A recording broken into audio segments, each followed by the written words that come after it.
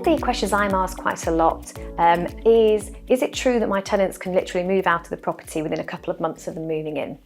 Yes, strictly speaking, under the Renters' Rights Act, they will be able to serve 2 months' notice in line with their rent payment date. So it'll likely be sort of 3 months by the time they've moved in and that first date has passed.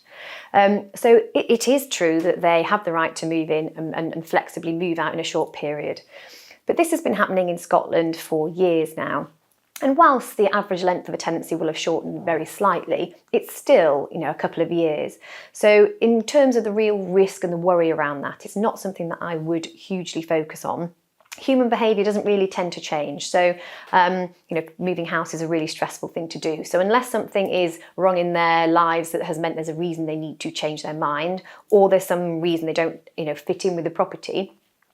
And in all honesty, even before this bill came in, if we have a tenant who was unhappy in a property, generally the best thing to do is to let them move on, because an unhappy tenant does generally not mean for a very sort of peaceful time for the landlord.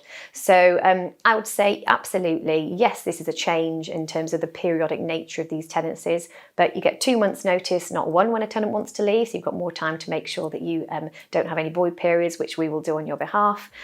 So really not something that I would materially worry about.